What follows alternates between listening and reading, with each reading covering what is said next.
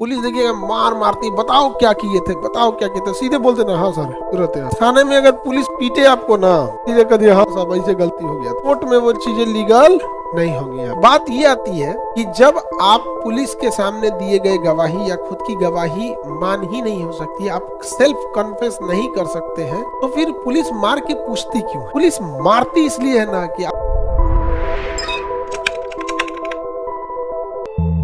एक गलती कितनी सजा? अच्छा, सजा उस अपराध के समय के कानून के हिसाब से। सजा जो होगा अपराध के समय के कानून के अनुसार। जैसे मान के चलिए अभी के समय आपने अपराध किया और अपराध के लिए 3-6 आपने चोरी किया और अभी के समय चोरी की 6 महीने की सजा है आपकी। तो आज एक चोरी किए, पकड़ा गए, फिर FIR हुआ, केस डायरी हुआ, पुलिस जांच की, सबूत हुआ, लंबा मुकदमा चलेगा, 6 महीने की आपकी सजा हो जाएगी, आपका काम खत्म हो जाएगा। लेकिन पता चला कि 2030 अगले साल मोदी जी कानून बना दे अरब देश की तरह कि चोरी की सजा हाथ काट दो, तो जो अभी चोरी किया है क्या अगले साल उस पर वो नियम लगेगा? तो किसी भी व्यक्ति पर जो कानून उस समय था उससे पहले या उसके बाद का कानून नहीं लगेगा। नहीं तो मौर्य वंश चंद्रगुप्त द्वितीय विक्रमादित्य के समय इतना कठोर कानून था, कहिएगा ओकरे हिसाब से सजा देंगे, नहीं ना, अभी के हिसाब से, या अभी के हिसाब से भी नहीं, अपराध के समय के हिसाब से। उस समय क्या कानून था, अभी के समय क्या कानून है, उसका अलग है। समझ में आ रहा है कि नहीं यार? उस समय का कानून अलग था, समझ में आ गया? जैसे निर्भया रेप केस जब हुआ था तो उसके बाद जस्टिस वर्मा कमेटी बैठी थी, तो भारत में ये था ना कि रेप या गैंग रेप पे फांसी नहीं हो सकती अनटिल अनलेस डेथ ना हो जाए। इतना बेशर्मी वाला कानून। बाद में जस्टिस वर्मा कमेटी की गठित हुआ, उसने कहा कि नहीं, रेप में उम्र कैद हो सकती है, लेकिन अगर गैंग रेप हुआ, 4-5 लोग मिलकर अपराध किए हैं, तो फांसी की भी सजा हो सकती। लेकिन जो निर्भया केस हुआ था उसके समय तक ये कानून नहीं था, तो उस सबको फांसी की सजा, लेकिन वो लड़की मर गई ना, इसलिए उसको फांसी हुआ। जो फांसी पे हत्यारे रहते थे ना वहां पे, उनको फांसी की सजा रेप के लिए नहीं मिली थी, उसके लिए तो उसको आजीवन कारावास मिल सकता था। वो डेथ हो गई उस लड़की की। समझ में आया कि नहीं आ गया? ये वो हो गया ज्यादा वो। आगे बढ़ जाए, सजा कैसे देनी है? उस समय के अपराध के अनुसार सजा देनी है। इसमें एक और चीज है कि खुद के विरुद्ध आप गवाही देने, सजा उस समय के हिसाब से, कानून के हिसाब देनी है, और अपराध के बाद भी, अपराध खत्म होने के बाद भी उसे मानवीय व्यवहार करना है, वो उसी का हिस्सा है, उसमें अलग से लिख दिया है। एक और चीज है कि स्वयं के विरुद्ध गवाही नहीं दे सकते। अच्छा, इतने में स्वयं हो जाता है, म नहीं लिखा जाता है, हो गया। हम आज तक खोज रहे हैं, इसमें स्वयं में म दिखता ही नहीं है, इतने में हो गया।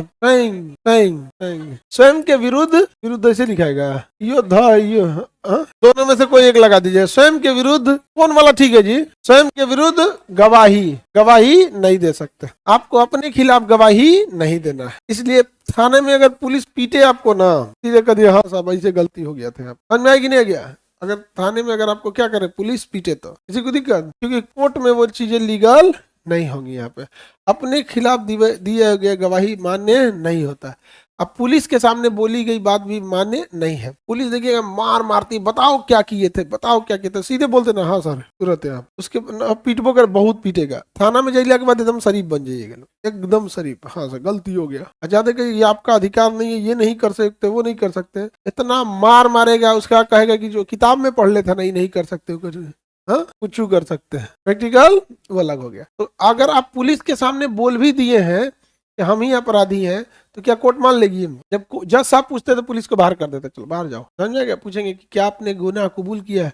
आप बहुत मार मारा था थाना में हमको, हम डर गए थे, हम एकदम बचा लीजिए माही बाप, नहीं तो जाएगी।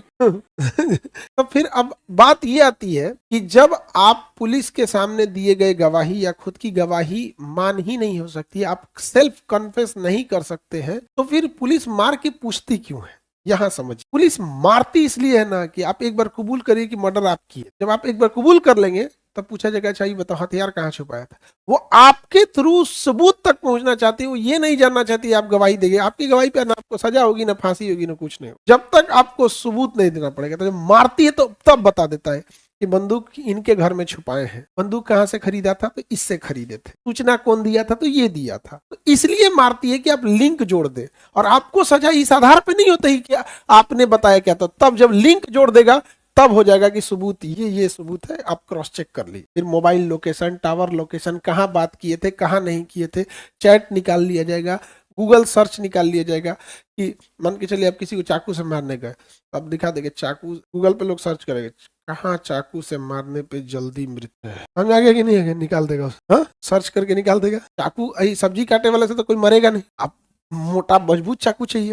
अब पुलिस पूछे कहाँ से चाकू खरीदा था, बता, नहीं बताएगा, मारेगा 3-4 जूता, तो अमेजोन पे ऑर्डर किए थे। अमेजोन सर्च हिस्ट्री निकालेगा और उसके माई ऑर्डर्स में जाएगा, उसका डिटेल निकालेगा, उसका पीडीएफ बनाएगा, जज साहब को दे देगा, एक सॉफ्ट कॉपी पेन ड्राइव में दे देगा, जज साहब के पास पूरा फाइल ले आके दे देगा। एगो फाइल जज साहब के पास रहेगा, एगो फाइल वकील के पास रहेगा, वकील इधर पढ़ेंगे, काइंडली प्रोसीड माय लॉर्ड। आप एनेक्स्चर 8B देखिए सर, वहाँ पे 8B वहाँ पे सुगा कलर से हाईलाइटर किया रहेगा, कहेगा सर इसके पास ये ऑनलाइन अमेजन पे इसने पे किया था, ये तारीख है और यहाँ पे इसने चाकू मंगाया था, तो एक यहाँ पे भी है जैसा, उसके बाद सर प्लीज पेज नंबर 8 देखा जाए सर, यहाँ पर पेज नंबर 8 पे देखेंगे इसने जिस व्यक्ति को फोन किया है वही व्यक्ति वहां पे गोली से उसने गोली चलाया था, तो पेज नंबर 8 तो जो उसके पास फाइल रहता है वही इसके पास, ताकि इधर इधर बोलते रहिए, वहां पर पहले सुगा कलर से हाईलाइट करते रहिए, मतलब हाईलाइटर लगाते रहिए, जब आप देखते जाएंगे क्लिक करते अपना जुडिशियर का आगे प्रोसेस होता है, सजा सुना दे, समझ गया। तो अपने खिलाफ गवाही